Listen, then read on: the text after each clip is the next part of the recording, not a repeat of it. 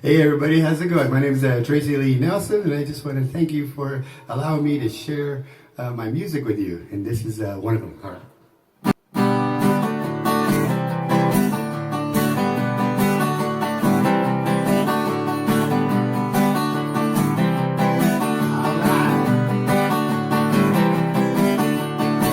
Younger days seem so long ago.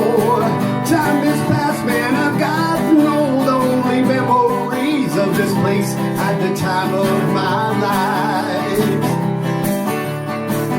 It's just stuck in an old box, hanging off of my mirror are my favorite pictures of good times with my friends. Yeah.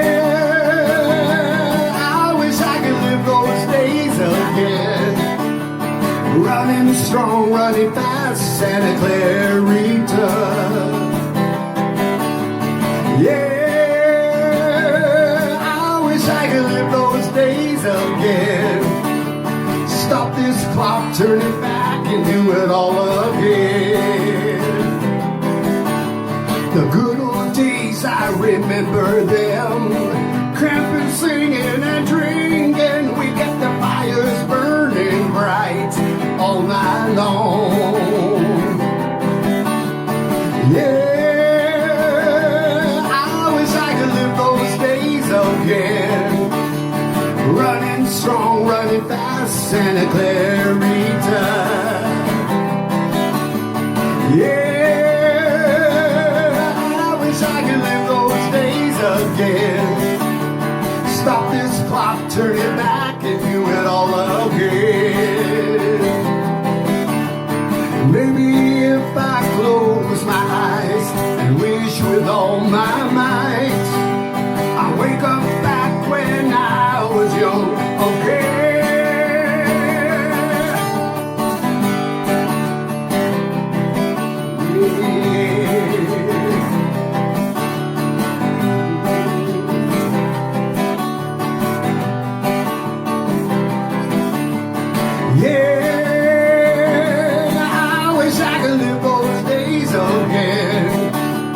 Running strong, running fast, Santa Clarita. Yeah, I wish I could live those days again. Stop this clock, turn it back, and do it all again. Yeah,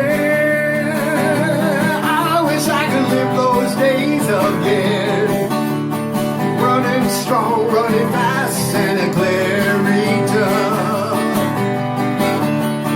La la la la la la la la na na na la na na na na la la la la na na na na wa na la la la la la la la la la la la.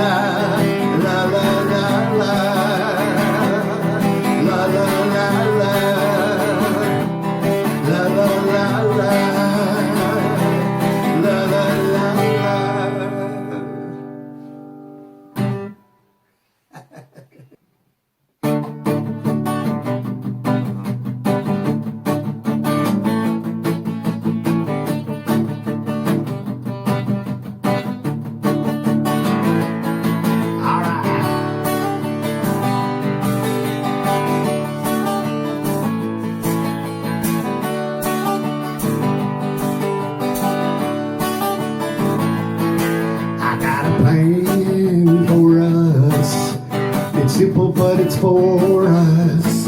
We can have all this love, a blanket of love and trust.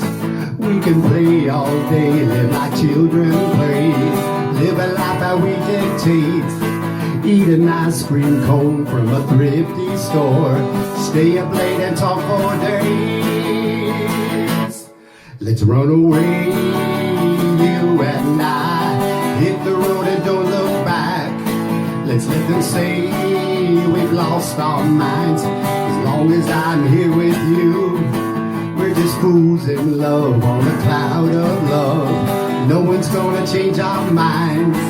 Don't even pack a bag, let's get on the road. Tonight we're gonna run away. Hey.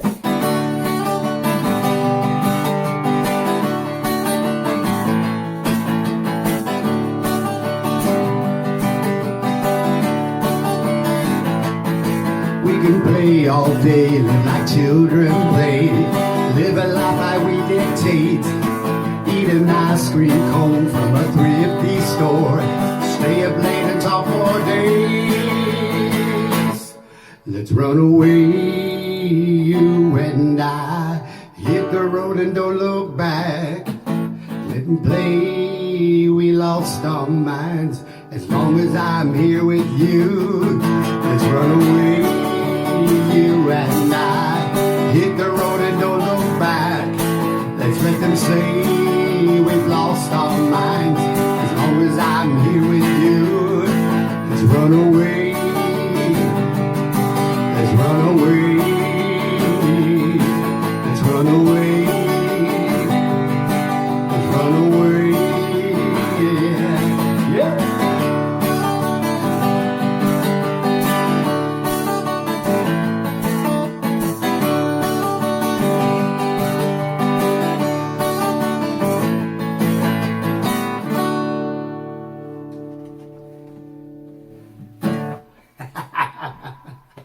All right.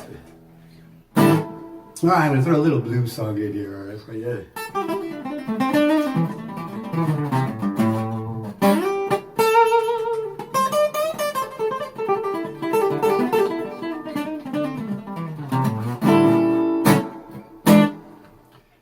When I wake by the morning light and the radio volume high, there's a cold, cold chill in the air, and there's canned food everywhere.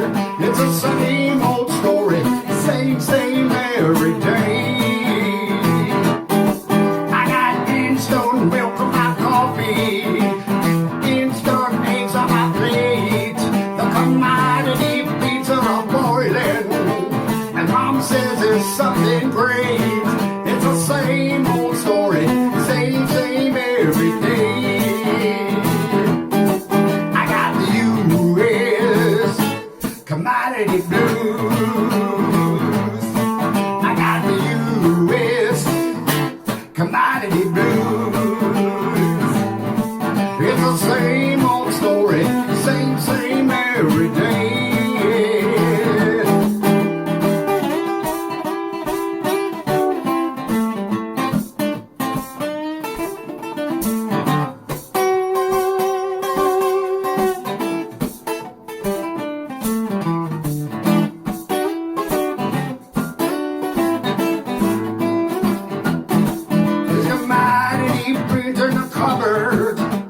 Rice squares everywhere, canned foods of every color. Lunch and night I don't eat. It's the same old story, same every day. I got the U.S. commodity blues. I got the U.S. commodity blues. It's the same old story, same every day. It's the same old story, same every day. It's the same old story, same every day.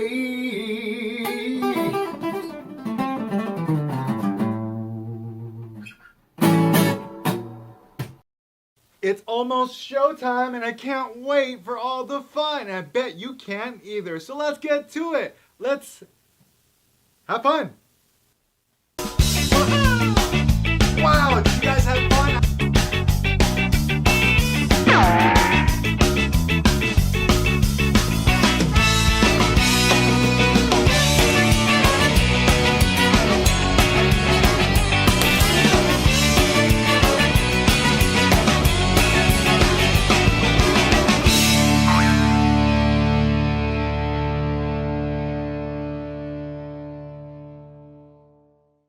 Hey guys, it's Artie Loon here. I got another one for you. You're gonna love this. Check this out. Here we go. Whew. There it is.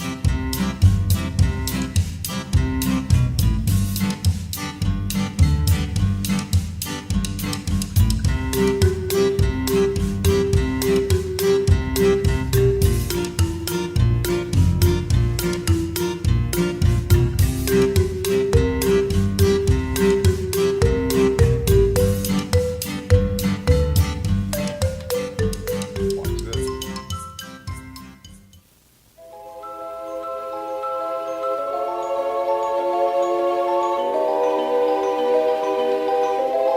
Check this out.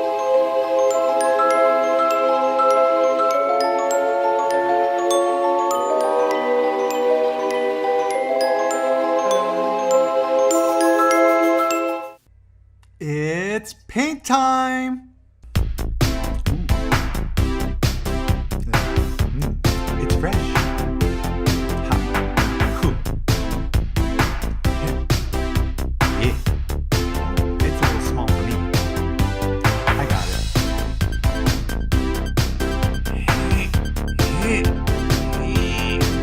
Aha. Come here. Come here. So cute. Come here.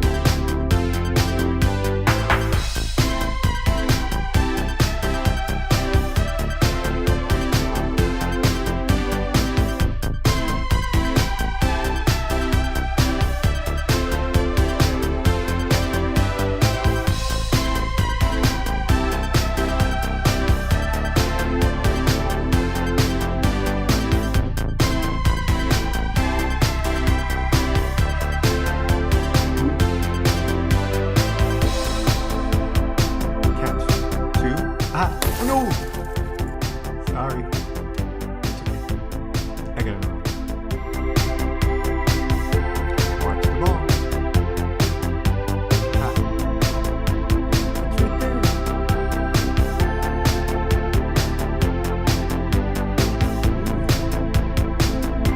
There it is. What?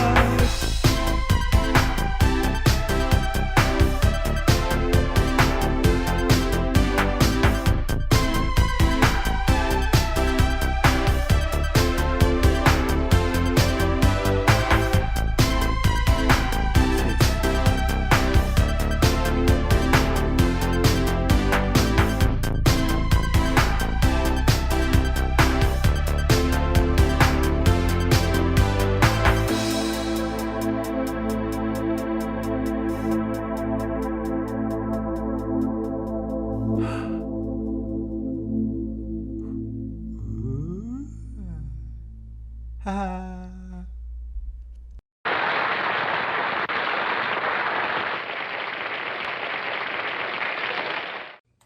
Hey guys, check this out. I'm watching an awesome magic show. That's pretty cool, huh? How he does that with all the hands and the thing. It's so weird, I know. Ooh, it's making my tummy kind of growl. I think I'm hungry. Let me go ahead and grab a snack. Way to go. Let's read your mind. Take that finger out right now. Good job. Touch it to mine. Good. Hope you cleaned it. I see some of you guys out there. I know. I can still look at you. Here we go. Keep that finger out, and I want you to put it right now on the yellow balloon. Got it? Put that finger right now on that yellow balloon. Perfect. Don't move it. Keep it right there. All right, here's what's going to happen. When I clap my hands, I want you to move either left or right, and it'll be your choice, either left or right to another balloon. Not empty space, but another balloon. All right, here we go. I'm going to clap my hands. Every time I clap my hands, move either left or right. It'll be your choice. You ready? Here we go.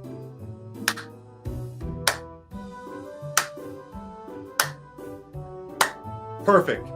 Stay right there. I think you're on a new balloon, but I'm going to try to see if I can eliminate some. I think,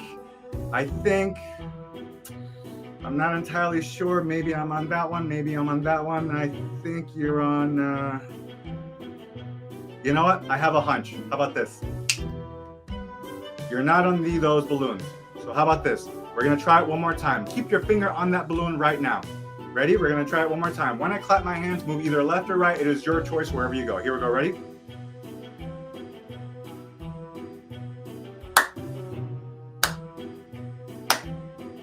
Perfect. I think we're on another new balloon. I'm gonna see if I can try to guess at it. A little hunch on this one. I'm gonna see if I can snap my fingers and perfect. You're not on that one.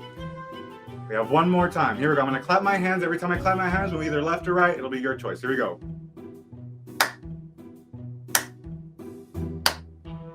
Perfect. You're on a new balloon. I think, I'm not 100% sure, but this would be amazing. This would be incredible. If this works out, guys, do me a favor. I want you to go ahead and share this. At the end of the show, I want you to go ahead and share this with your friends and family. Show us, that's right, show us a little love. Got it? Here we go. I think it's that one. Did I get it? Hey guys, it's Artie Loon here, and today we're going to do the Pixie Powered Jetpack. Ow!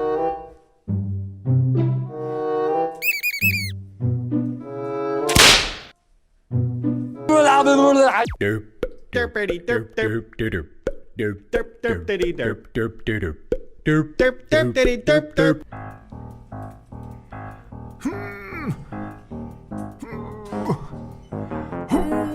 Aha. Yeah. Aha.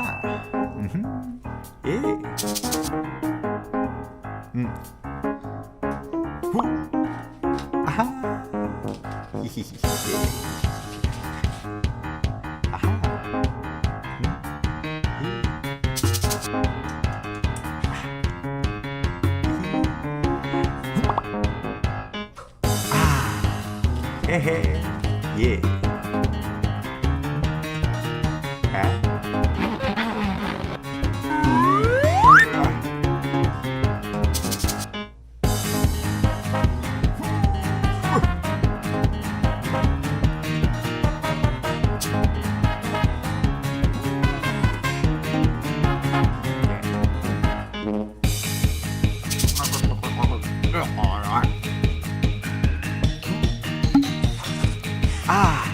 Well.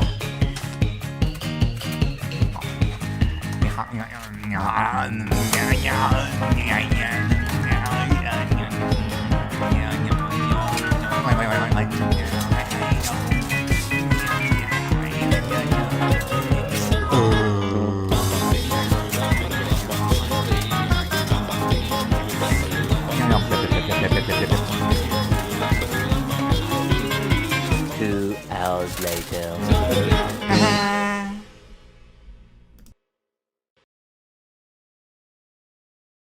Let's go test this puppy out.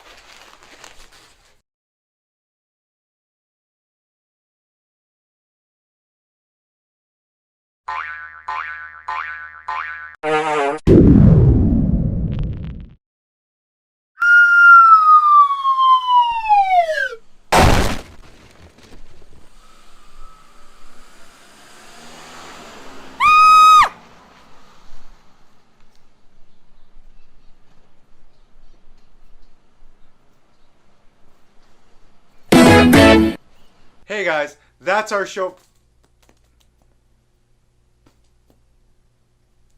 Hey guys, that's our... I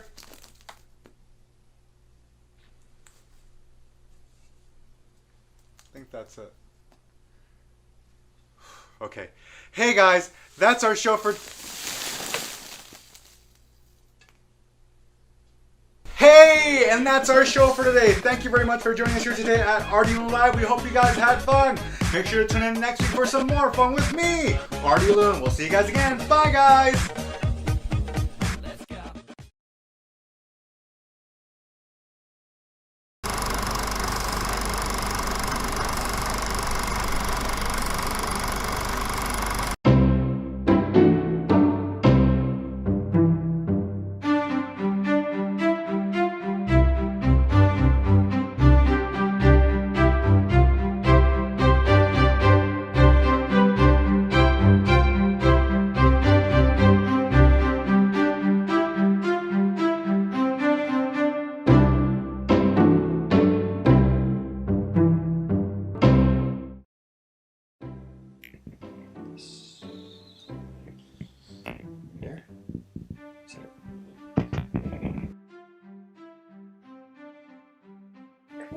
Okay. Should I put it on his nose? No, just kidding. Alright. Oh. This is special. Okay. Name's Wayne, or the Wayne train when I'm at the office. Call the gym the office because I'm there so much. This is me when I was a bit smaller, just a couple of years ago. Or the Brojo, that's one also. This was me last year, right before the carpal tunnel. Oh yeah, I work at a office too. Alright, Susan, there's nothing I could do about that, but I understand. Okay, yeah, that is actually pretty bad. Hey, Wayne. You're into fitness, right? Yeah, I'm into fitness, obviously. How about fitness sales award in your butt? It's just for now. I'm working at adapting my workout program, so that's teachable to anyone. And I'm also looking at getting a personal trainer company started. Got my Wayne game. This is the blender I blended in. These are possum pills. They're awesome possum. I got them from a farmer who raises possums, so he gave me a few extra. This is in Florida.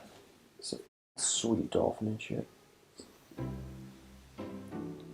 Yeah, I met Wayne a few weeks ago. I was down at the docks. Came down crying, looking so helpless. So I went over to console him. I thought he was dumping ashes. Is that someone close to you? No, It was just protein powder. We've been inseparable ever since. the whole thing. Where's your face? Where's your People are always coming up to me asking me, how do you get so caked? Like, how do I do it? And it's basically a walking billboard. Like the guys at work like being small. Do this one too. Okay. Make sure you cut along the line. Oh. Won't have the front delt showing. It's really important to have the front delt showing. It's the difference between this and this. This and this. It's huge.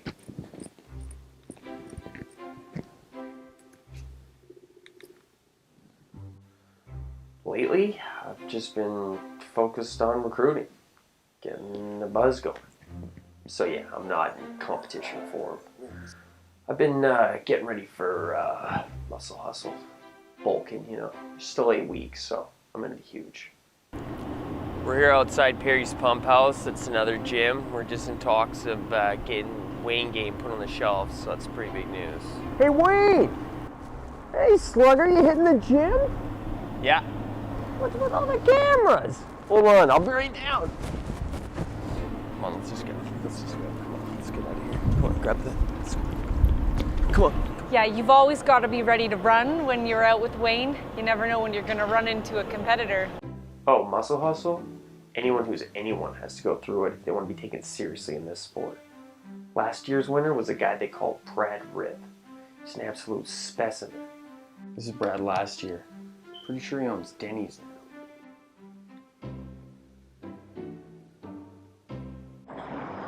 Just gonna check if Brad's in.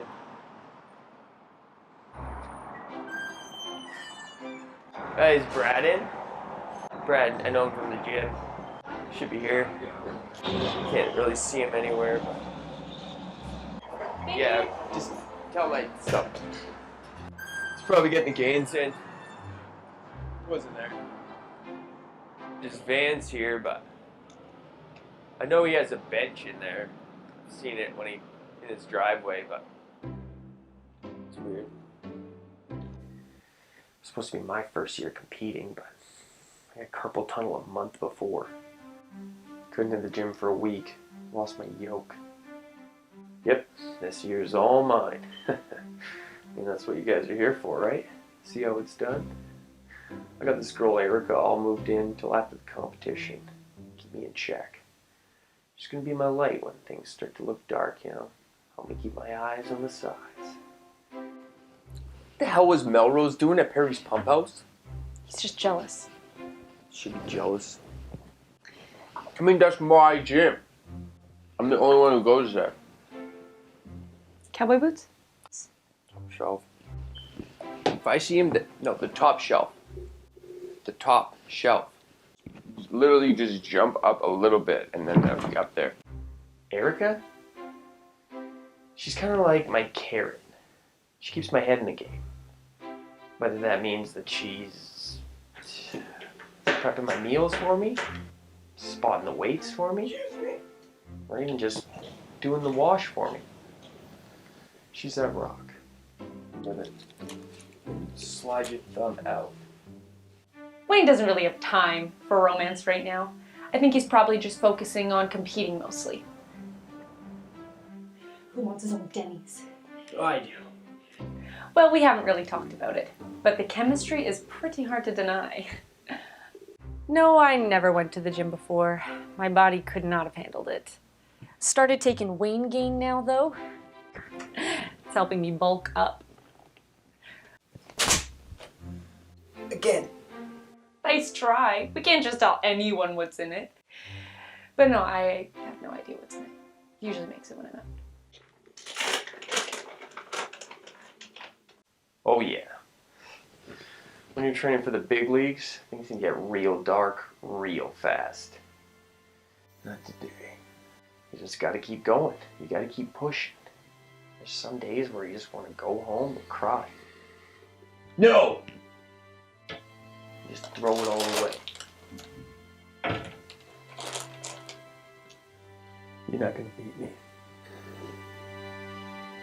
I've been there. Did you get off? A typical day? We got a pretty good routine. Yeah, we're still working out the kinks, but it's good. Wayne likes to wake up to music. Kind of feeling Juice WRLD. What do you think? Oh yeah, I love them. What was that one we woke up to this morning? Staring at the blank page before you. Open up the dirty window. Release your inhibition. Feel the rain on your skin. No one else can feel it for you. Only you can let it in. Where your book begins. The rest is still unwritten.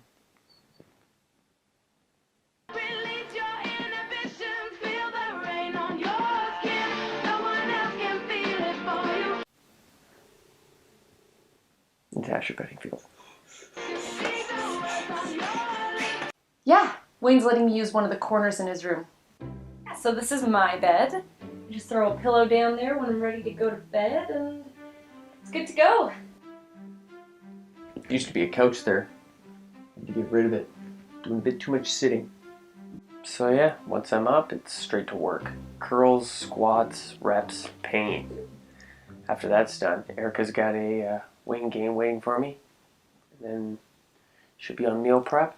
I'll get my numbers up. Straight to work. So Gary, how about 24 at 35? Oh, I just go to work with him. Wait in the car. And then on his lunch breaks, we train.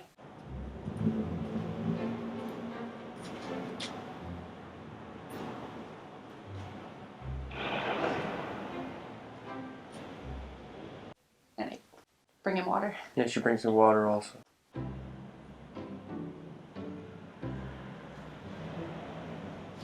And then back at home, straight to work.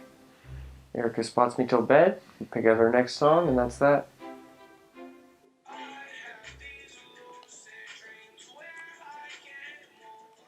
Weekends are different. I don't have work, so it frees up a little bit of time.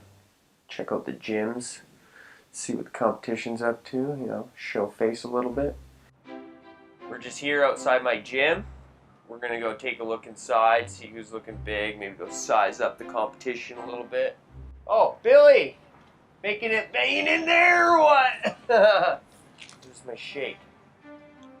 Juicy Rip's nothing if you don't play the politics a little bit. Relax? Yeah, I find time to relax. Between sets, I got my podcasts, Rogan, also follow Goggins. I'm never completely off the clock. Any free time I have is spent trying to get my program to the public. We'll get a little momentum going for Wayne Gain.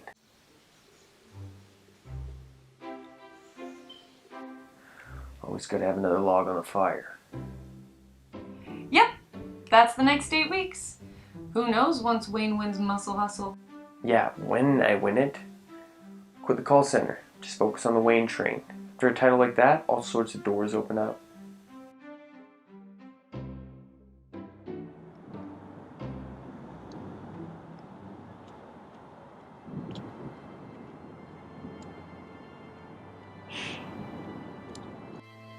Oh, she told you how we met. That's just a little slip up. It's been a bad batch.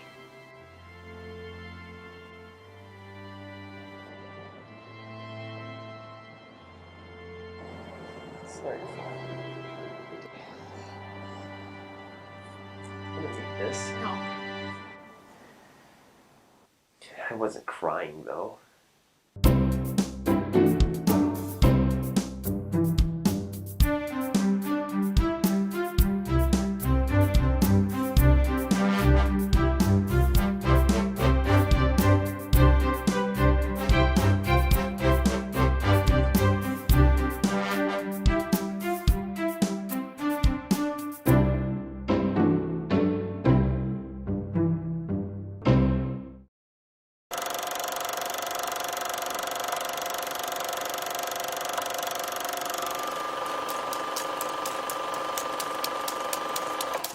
When my son moved into an apartment a while back, I went looking for a picture of the two of us. In this picture, he's 5 or 6, depending on the year, and I'm teaching him to ride a bike. You can learn a lot from a bike. For instance, when my dad taught me to ride, I was scared to death. Scared I'd fall, and I did. Scared I'd crash into something, and I did.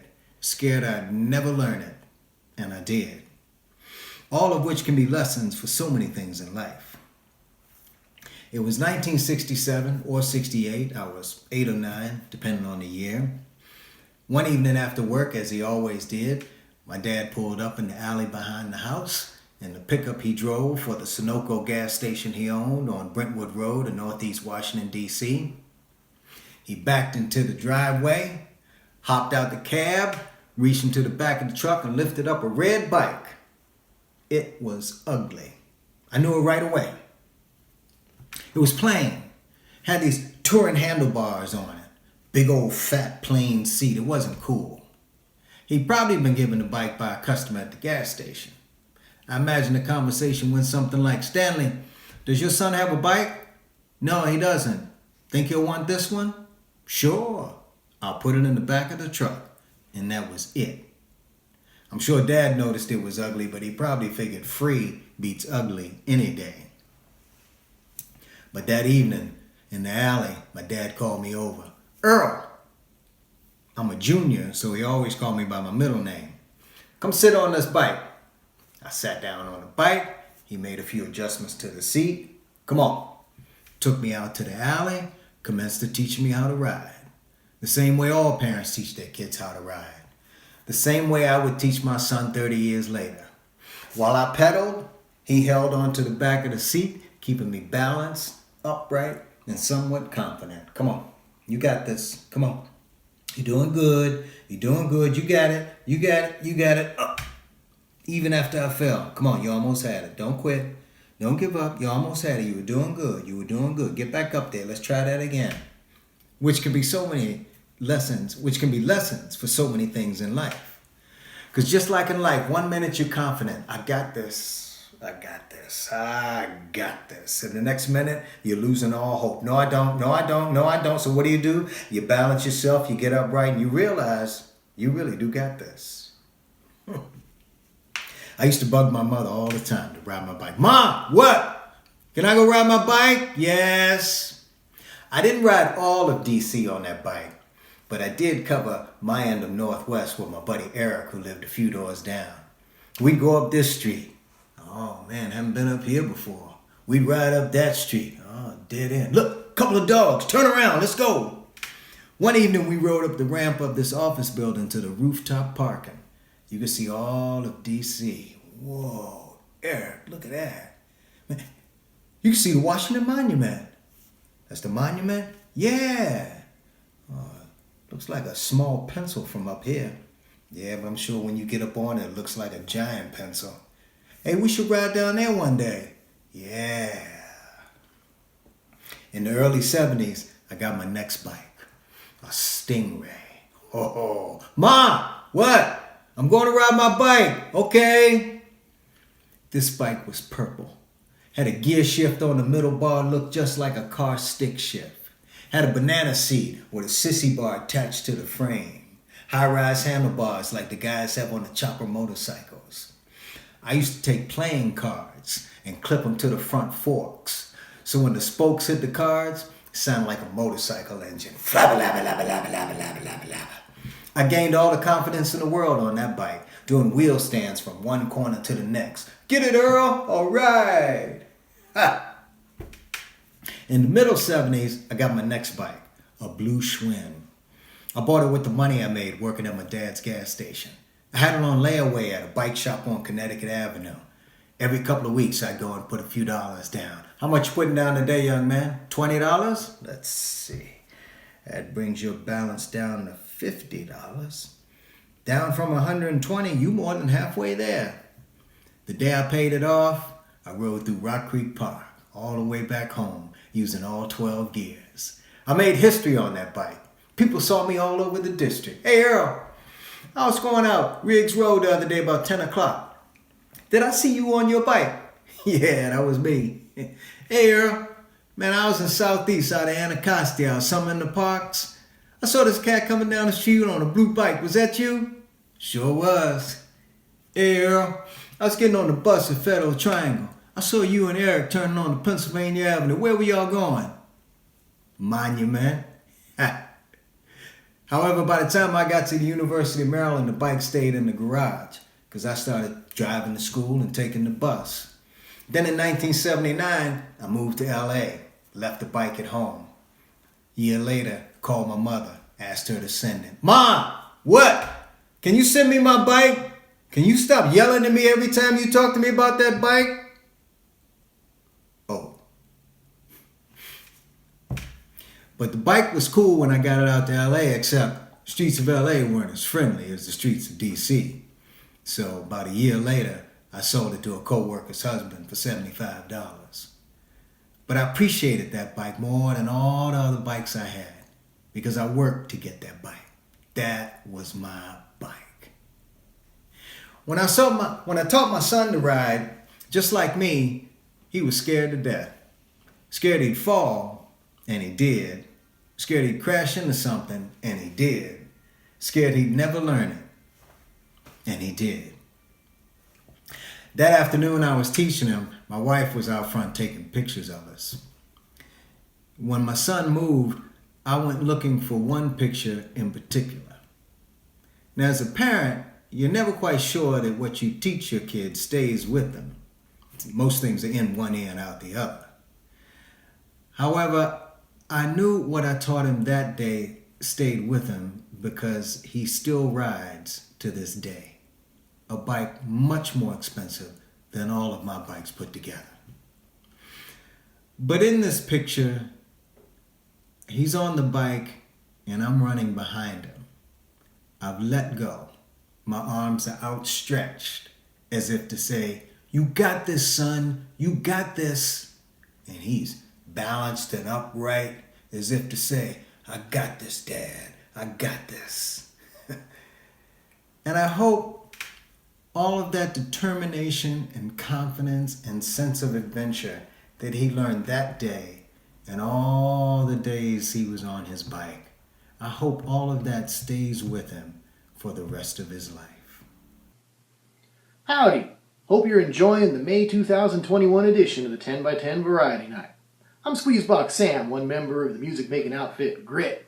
And Grit's been the 2021 season 10x10 house band, and we thank you for having us out. Long about now in the show, we usually manifest as a quartet, make some music for you. Time's been a little tight this month, and we're only going to be able to get together as a duet. So we're going to bring Brother Aaron in here, and he's going to lead us in an old-timey tune popularized by the Carter family. Brother Aaron? Okay.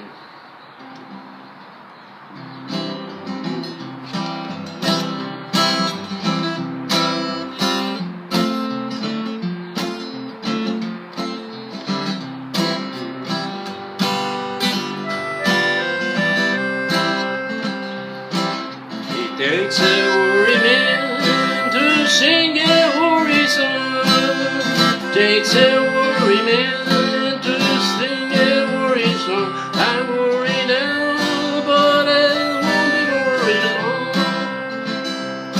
Well, I went down to the river and fell down to sleep. Went down to the river and fallen down to sleep. When I wake up, there were shackles on my feet. Well, it takes a worried man to sing a worry song. Takes a worried man to sing a worry song. I'm worried now, but I won't be worried long. 29 lanes of chains around my feet. 29 lanes of chains around my feet. On every lane, an initial of my name. Well, I wanna see my baby, wanna see her back. Wanna see my baby, yes, I wanna see her back. She's never seen that this poor boy ever had. Well, it takes a worried man to sing a worried song. Takes a worried man to sing a worried song. I'm worried now, but I don't be worried long. I'm worried now, but I won't be worried long. I'm worried now, but I won't be worried long.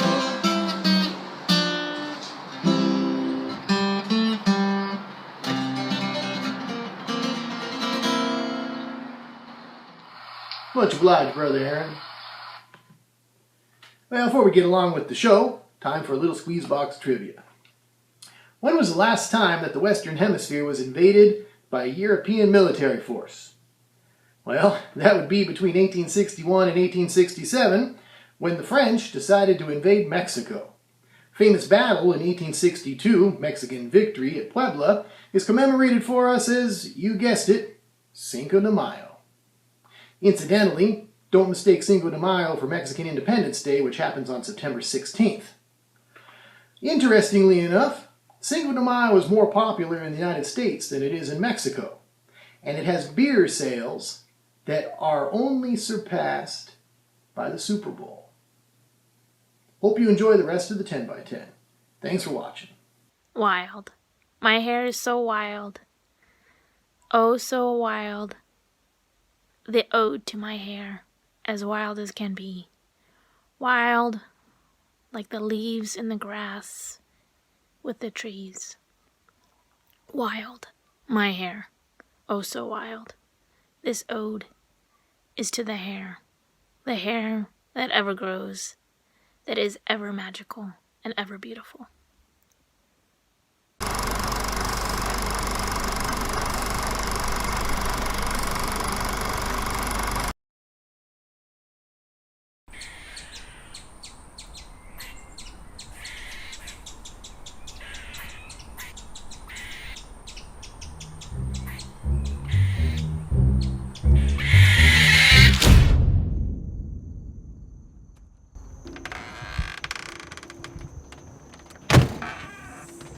Have a nice day, ma'am.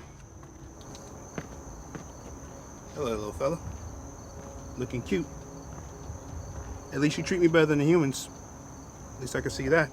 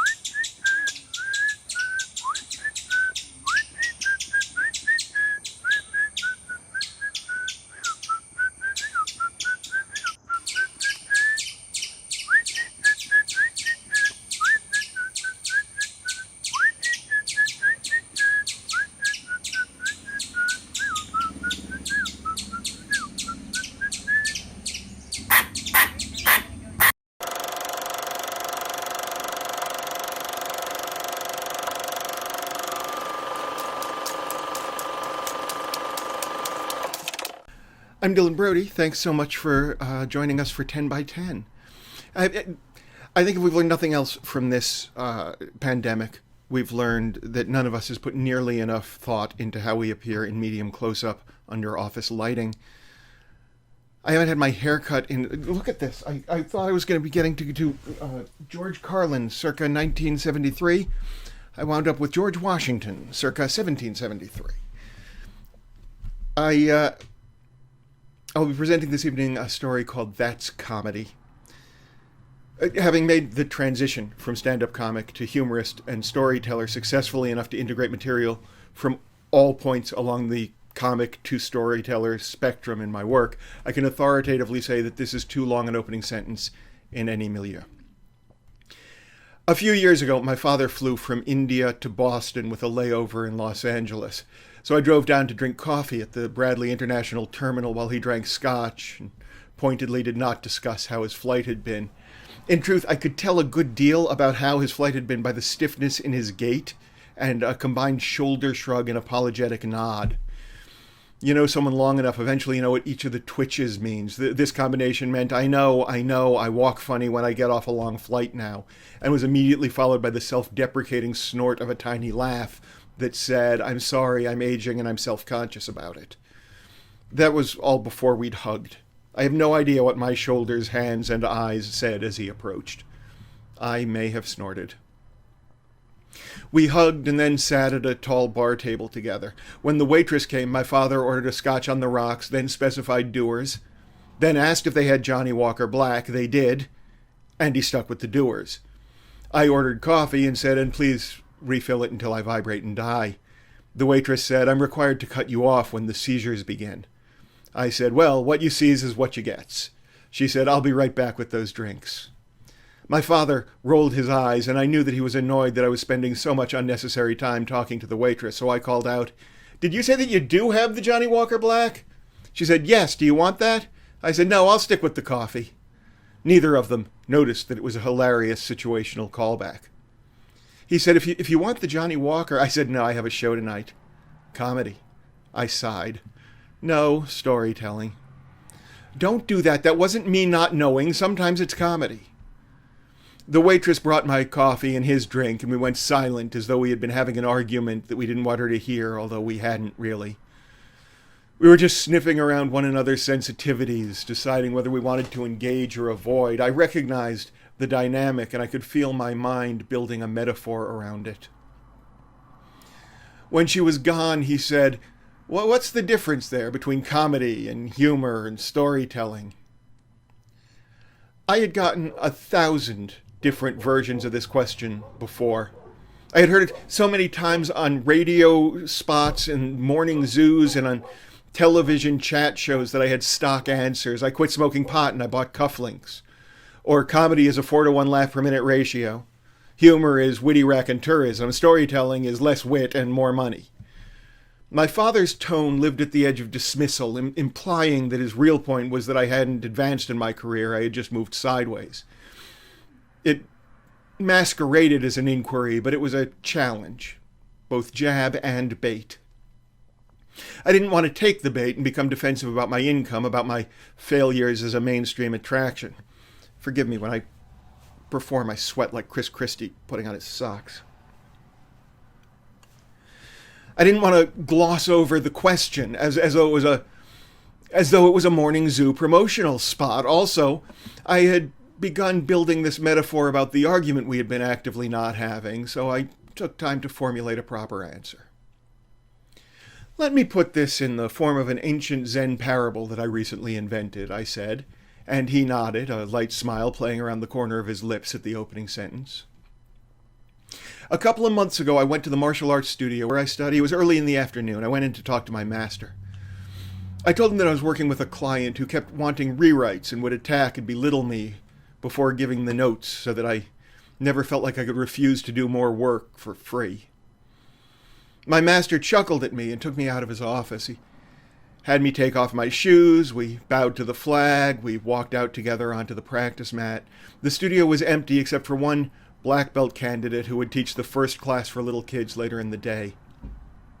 He was sweeping the wide mat clean of dust working the very edges. Master Lim and I took the center of the space, and he bowed to me before dropping into a fighting stance, so I bowed to him and dropped into a fighting stance.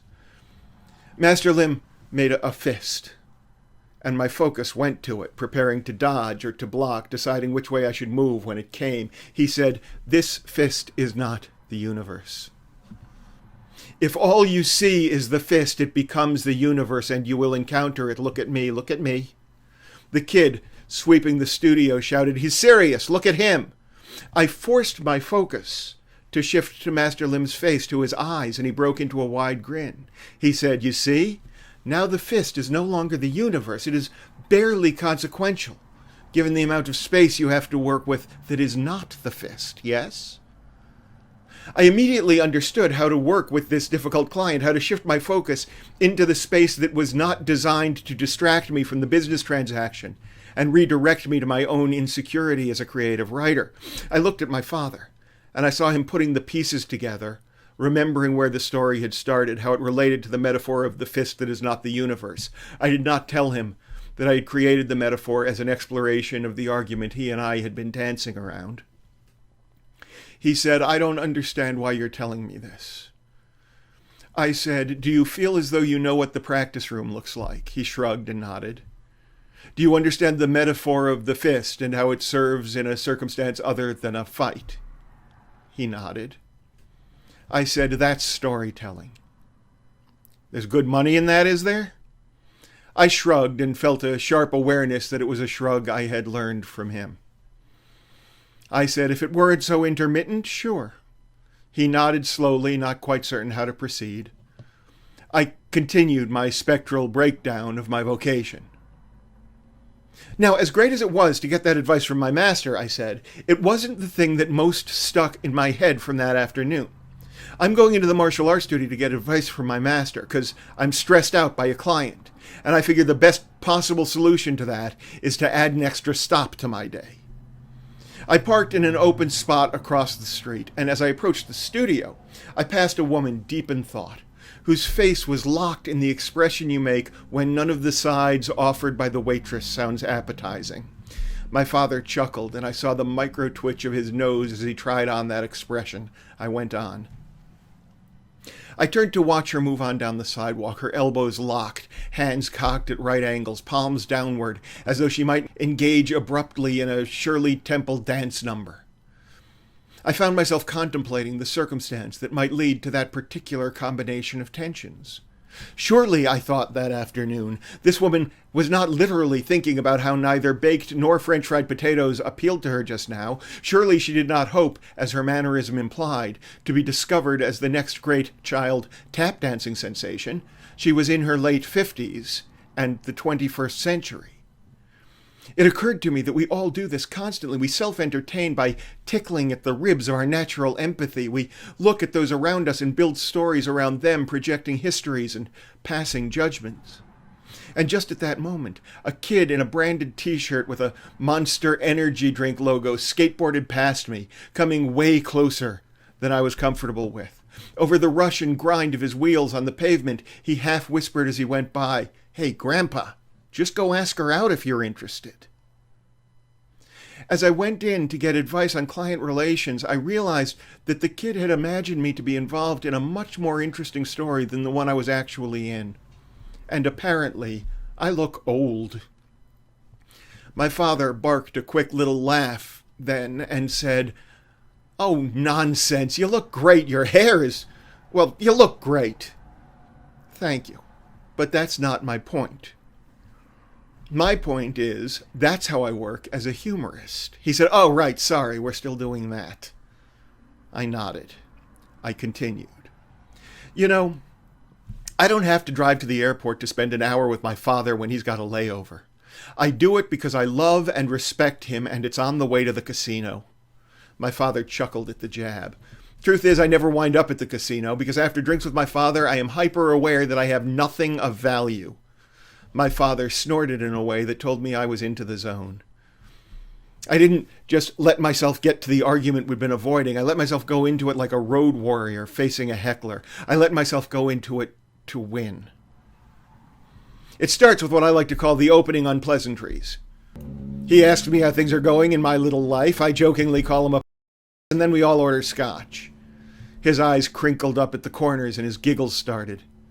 My scalpel was in my hand and I was a surgeon opening up a patient to reveal the hidden parts that are damaged, broken.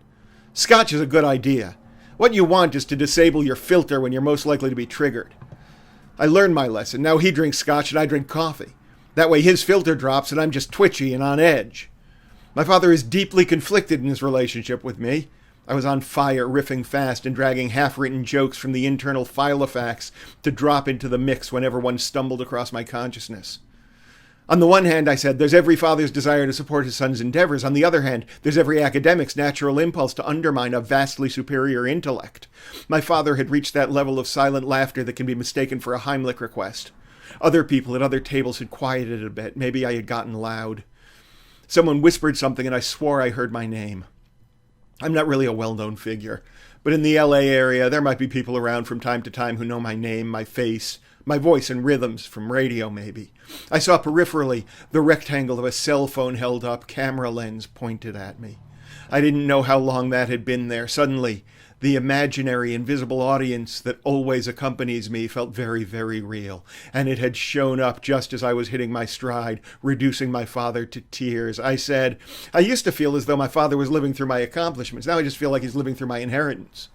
But I get in my car and drive down to the airport knowing that he'll be condescendingly supportive of a career he sees as a failure and narcissistically apologetic for who I grew up to be. My father is such a narcissist that when I was young and I went into a depression, he went into therapy to find out why.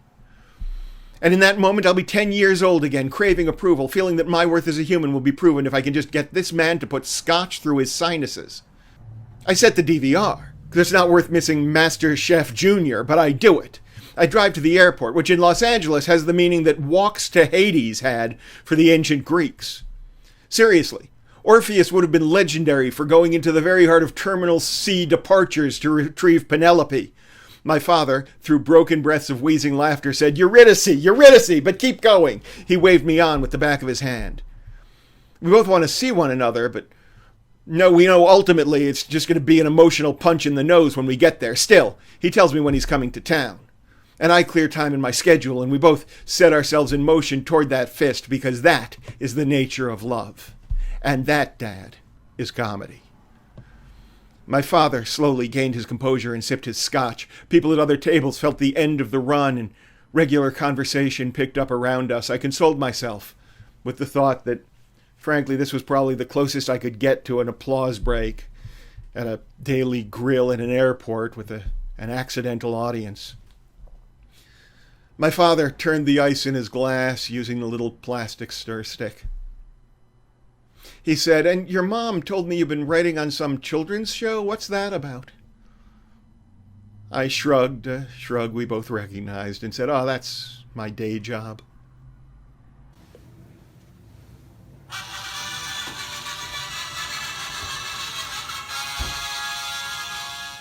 Hello, everyone. Greetings from Chicago. My name is the amazing Bibic. Great to see everybody here this evening.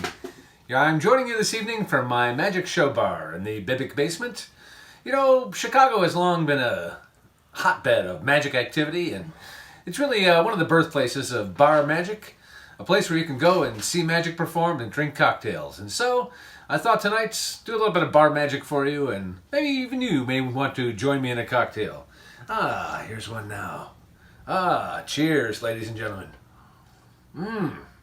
Remember, always drink responsibly. Well, folks, I'm here at the in the basement of Bibic's magic bar, and I thought I'd start with a little bit of card magic. Of course, every magician has to do card magic, and I, the amazing Bibic, am no different. So I thought I'd do a little bit of card magic here. Pretty impressive. I've been doing magic for a long, long time. Starting out, I was just a little kid. It started out with cards, actually. Because, you know, we had them around the house and card tricks are easy to learn. I first started doing magic. I was probably about this tall. I was just a small lad back then. It was a... Alright, folks, here's the problem. I don't have any cards. Or I should say I didn't have any cards. You know, we've been kind of locked down here a little bit for the last couple of days or so. But I finally decided I had to go out and get some cards because I was doing the show here this evening. So I got suited up. I put on my mask. I put on my face mask. I put on my rubber gloves. I put on my rubber boots. I put on a couple of rubbers just because you never know. Anyway, I went out to the store, and of course supplies were somewhat limited, but I found something that I had not seen before. I'm not sure if you're familiar with these or not. These are generic cards. Now, if you buy a regular deck of cards, they can be over $4 a deck, but these generic cards, only $1.29. Thought I'd try them out since they were so inexpensive. When I got home, I realized why they are so cheap. They save money on these cards. They don't print any pictures on the backs. Which actually, when you think about it, saves a lot of money. That's half the ink at least, probably half the labor. The problem is they don't put any pictures on the fronts either. Or maybe those are the backs and these are the fronts. I don't really have any idea. So unfortunately, folks, I'm here to tell you I will not be able to do any card tricks for you this evening. Can I tell you about the trick I was going to do instead? It's almost as boring, I promise. Usually when I do this trick, I'll have some pretty stranger pick a card. And if you were joining me here tonight, I'd pick you because you seem pretty strange. Anyway, when they pick out a card out of this deck, you never know what card it's going to be when you pick a card from a magician, but it could be, for example, the Three of Clubs. Now, if you pick the Three of Clubs in this deck, that's an easy card to find because that is the only card there is. Now, most cards have some sort of a picture design on the back, but these generic cards are blank. Have you ever seen anything like that before? Neither had I. But I discovered if I tap them against my fingertip like this, watch. That does two things. First of all, it hurts like hell. But that's okay because it puts a back on the deck, which matches the front. That means the Three of Clubs, that now has a back too. Now this is kind of strange because a minute ago when we looked at it, do you recall? It didn't have a back. I know. Now if I really wanted to fool people, I'd have more than one person pick a card. Somebody else might pick, for example, the King of Clubs. Someone else might pick the Queen of Spades. Another person might pick the Three of Diamonds. Anyway, I'd have everybody mix their cards in together with the rest of the cards on the deck, and then, believe it or not, there'd be a little bit of a puff of smoke in my hands, and the cards that they selected would be found underneath this... they'd be found underneath this carpet. Well, I'd like to show you that trick. I would show it to you, but unfortunately, all I have are these generic cards. They have no faces or backs, so... You know what, folks? Next time, I think I'm going to get the good cards because you are worth it. Well, thank you very much. Thank you. Oh my gosh, how kind of you. How very kind. Yes, indeed. Thank you. Now, as I mentioned before, I'm joining you this evening from Chicago. And I don't know if you've been to Chicago before, but if you do come to Chicago, there is a train system that'll get you around town called the L. Now, I have to warn you about the L a little bit. First of all, if you see any water on the floor, chances are it's not water. The second thing is, there are sometimes people that play a little game on the L. I'm going to show you how it works. It usually involves a cup or even a bottle cap and something they can hide inside. In this case, it's a tiny ball. Now, the object is to guess where the ball is. And if you guess correctly, you win money. And if you don't guess correctly, the other guy takes your money. So anyway, it looks like this. You see, it starts off simply enough. And I saw this performed myself. I saw the guy with the ball, and being a magician, I thought I'd know something about this. Anyway, he said, hey, man, there's a chance to win some money. Guess where the ball is? You win some cash. Right now, where's the ball? I said, that's easy. It's in the cup. He said, you just won $1. You want to play again? I said, sure. He took the ball out and placed it into his pocket. He said, is it under the cup or in my pocket? I said, I'm pretty sure I saw you put it in your pocket. He said, sure enough, you've won $2. Want to play some more? I said, sure, absolutely. This time he told me I'm not going to show you the ball, I'm just going to take it out. So did I take it out or not? That's the question. On my pocket or under the cup? Well, I guess it was a 50-50 chance, which is almost half. So I said, I think it's under the cup. He said, I am so sorry. You've just lost your cash. But look, I'll tell you what, I'll give you a chance to win it back. I'll put it under the cup so fast, and if you catch me, you'll win your cash back, all right? He put the ball away, and then all of a sudden he did something like that. It was very strange, but he told me the ball was under the cup. But then he said, wait, I'll make it disappear again. It vanished again from the cup and went back into his pocket. I said, hold on a second. You never put it underneath the cup at all. If you can put it under the cup, I'll give you $5. He snapped his fingers, he did some kind of a fast move, and the next thing you know, I was out $5, that's for sure. I said, look, do it in super slow motion just for me. He said, all right, look, I'll take it out and I'll put it underneath in my pocket. I'm putting it under the bar here for convenience. Here we go, this is what he did. It was kind of strange, but he did it on the train.